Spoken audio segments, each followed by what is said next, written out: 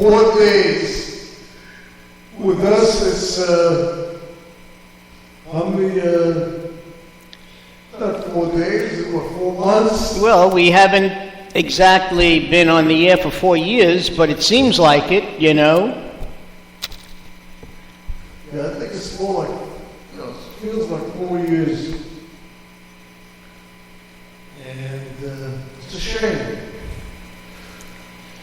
That's right. For all of you people out there who think that this is a good show, we would like to have you contact iHeartRadio. And tell them you want to hear. Tell them you want to hear more of the CC Radio Network, the Coffee Club. And the Rebellious Reverend Doc. Oh, by all means. Newish show, you want to hear a prayer, exactly. Remember, you could pray anytime. Not just morning prayers, not just evening prayers, and not just prayers 5 times a day as they do in Islam. We have a new favorite person, Lily, who has a great recording, 92-year-old young lady. Yes, you should hear what she has to say. You'll be able to hear it on... I wonder what happens, however, when a certain show is running late. When will we be able to put that on the air, I wonder? I don't understand what you mean. It's pretty self-explanatory, don't you think? No, I somehow missed what you were saying. If we have problems, technical problems, right, well, then we don't start on time. And if we don't start on time, we don't have extra time to put Millie on and have a prayer a day. Unless it cuts into our airtime on Spreaker and the CC Radio Network and blog. Oh, I see what you mean. Yes. Unless we want to play Millie on the Rebellious Shred. Well, I mean, even in the Senate, they have a prayer before they get started. We can do the Coffee Club and begin with our little prayer for the day. And then get right into the politics at hand. That's true.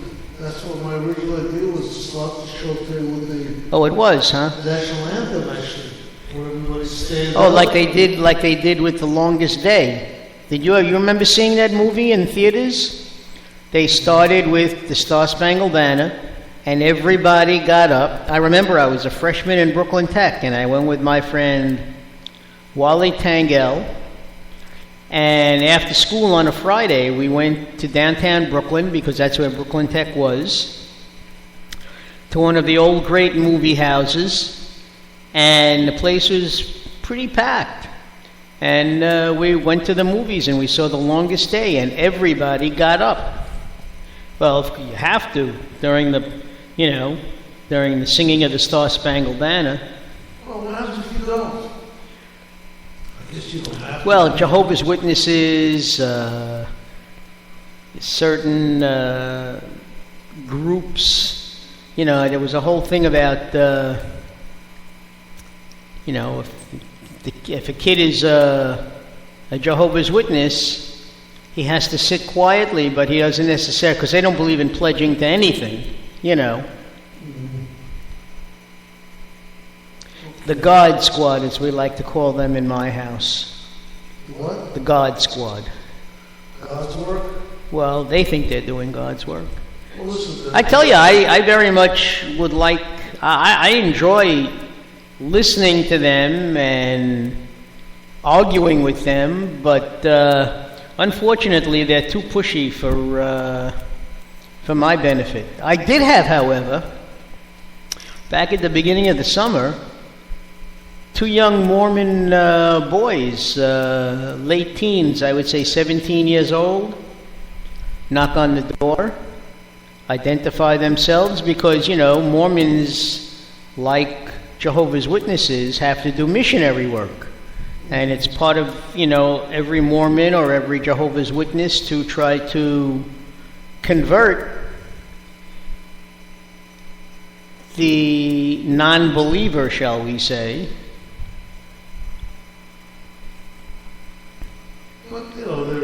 But I sent them on their way with, my blessings, God's will be done. Well, listen, they're not just Jehovah's Witnesses, the Mormons. They're not forcing anybody to do anything. No, that's what the two young boys didn't. Sometimes I find that Jehovah's Witnesses can be very pushy, but look, I understand that's how their population grows, and that's the whole thing, getting people, I'm pretty much open to all different religions. That's sort of a hobby of mine.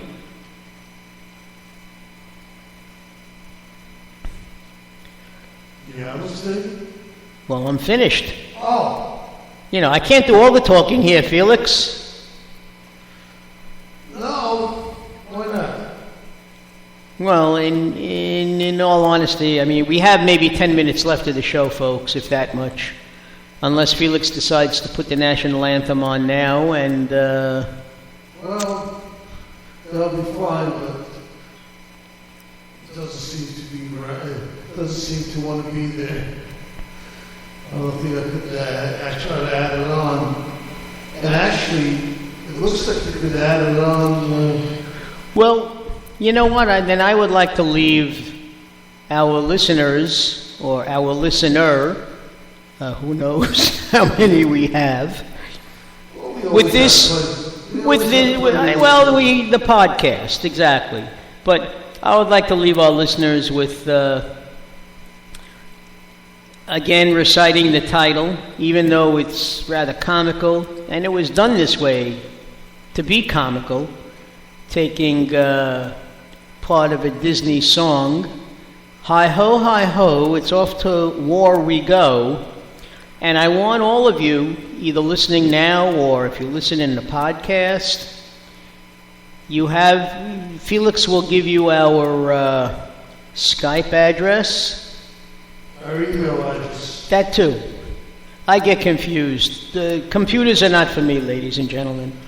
But he will give you our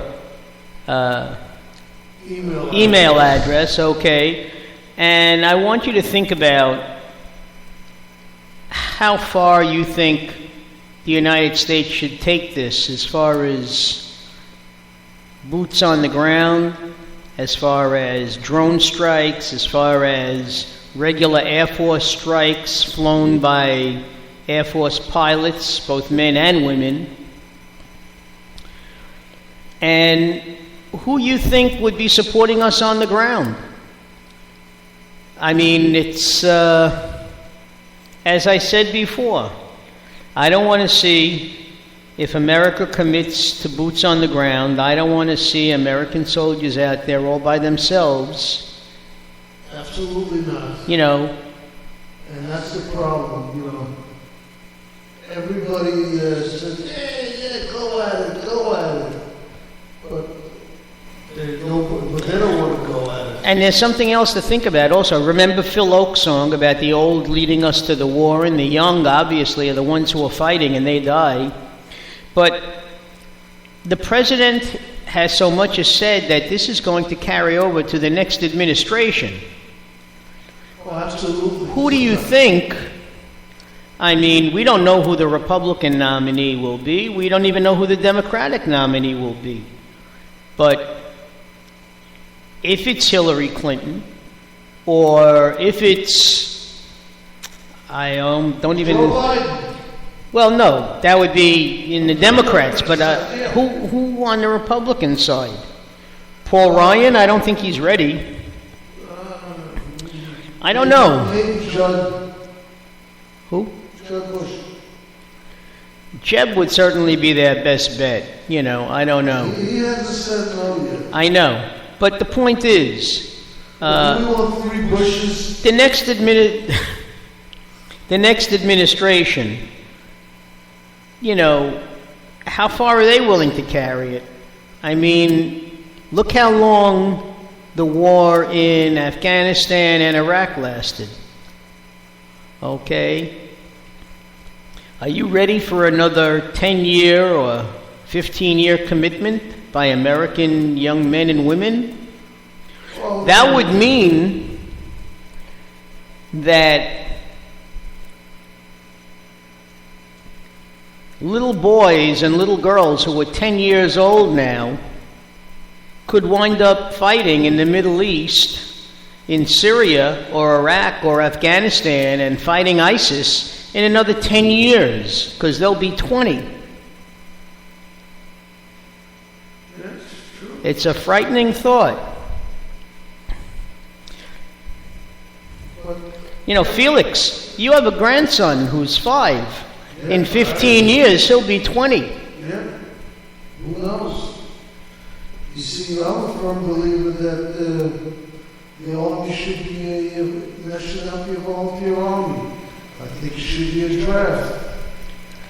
Oh. And all the politicians will be a lot more realistic, will be a lot more careful who they send. Well, you see, that's another problem. The problem is that 1 or 2% of the American population is doing all the fighting, and too many people have really nothing at stake, okay?